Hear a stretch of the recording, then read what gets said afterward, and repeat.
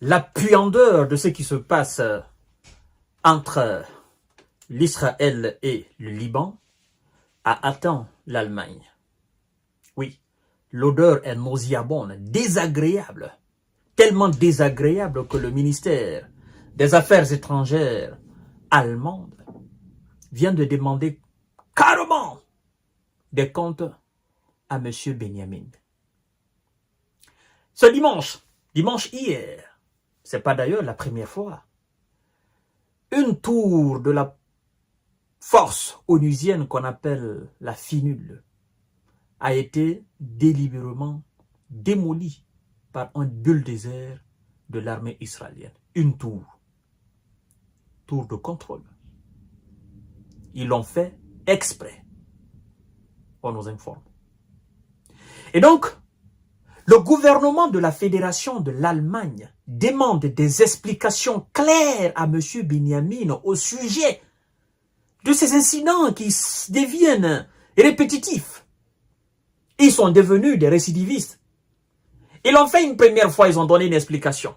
Ils ont fait une deuxième fois, ils ont donné une explication. Ils ont fait une troisième fois, ils ont dit, oh non, notre char était sous des tirs nourris de la part du Hezbollah. Et donc, le char n'a pas fait exprès en touchant une position de la FINUL. Mais là, carrément, c'est un bulldozer qui a été pris, démarré avec un chauffeur. Vous n'allez pas nous dire que ça aussi, c'est pas fait exprès. Et ce bulldozer est allé démolir la tour de la FINUL entre le Liban et l'Israël.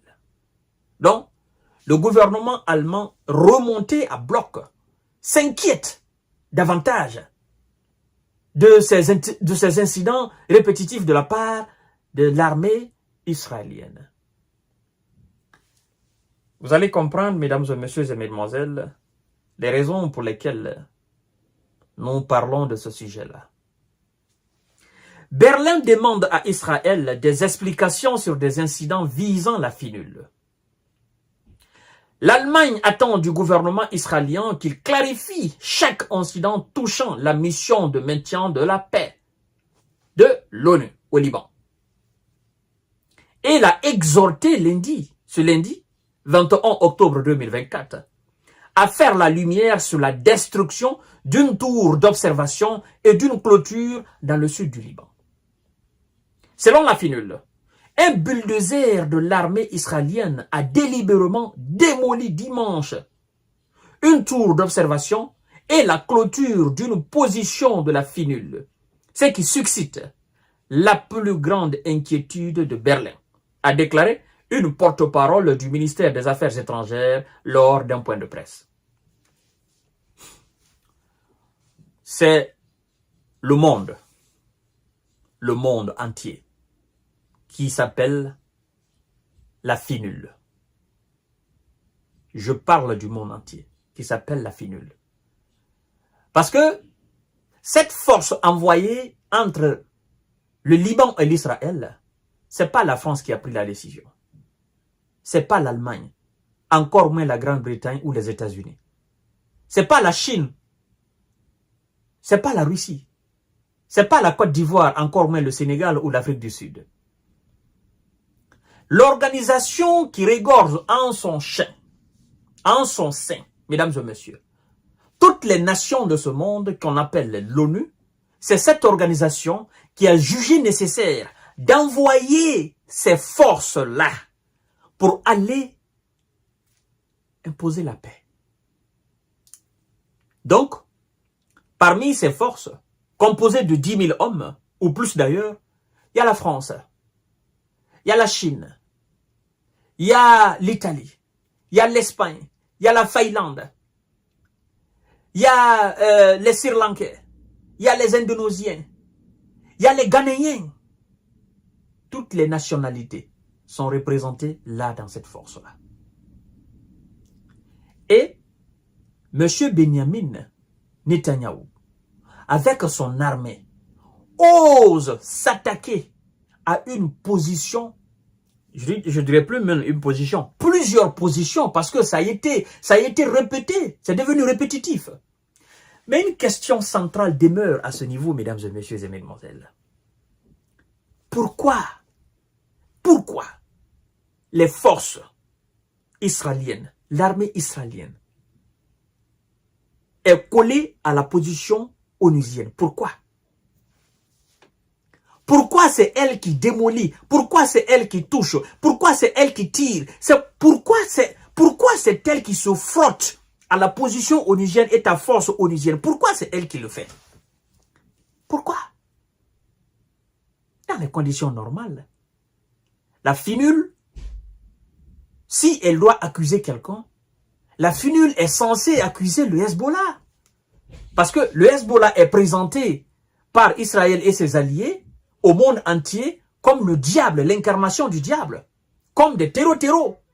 C'est comme ça qu'ils présentent le Hezbollah. Mais ce groupe terreau dans la tête des Israélites et des Occidentaux, ce groupe-là n'a jamais tiré sur la position onusienne depuis le début des hostilités le mois de septembre. Là. Ce groupe-là n'a jamais pris des bulldozers pour aller démolir des tours. Ce groupe-là ne s'est jamais attaqué à la position onusienne. Ce groupe-là n'a jamais tiré des roquettes, des salves de roquettes sur la position onusienne. Ce groupe-là n'a pas envoyé de drones sur la position onusienne. Ce groupe-là n'a pas envoyé de missiles balistiques sur les positions onusiennes. Pourquoi c'est l'Israël qui se frotte chaque fois à la position onusienne? Pourquoi? Est-ce que les 79 km de large, la frontière qui les sépare, 79, c'est-à-dire de l'est à l'ouest, au nord, là, l'Israël est coulé au Liban. Donc, du nord, de l'est à l'ouest, cette ligne-là, c'est 79 km. Vous avez alors la possibilité d'aller dans toutes les directions de ces 79, hormis la position onusienne. Laissez intacte la position onusienne. Parce que vous n'allez pas nous dire que les villages cités souvent par le Hezbollah, de l'Est, de l'Ouest, que ces villages sont derrière, tous ces villages sont derrière les positions onusiennes. Vous n'allez pas nous dire que les forces onusiennes cachent les soldats du Hezbollah. Vous n'allez pas nous dire cela. Parce que si c'était le cas, il y a longtemps, la finule aurait fait un communiqué pour dire le Hezbollah se cache derrière nos positions, donc le Hezbollah doit quitter derrière nos positions. Parce que c'est ce qui entraîne alors les opérations incontrôlées de l'armée israélienne sur nos positions. La finule n'a pas fait ce communiqué. Monsieur Benia nous dit, oh non,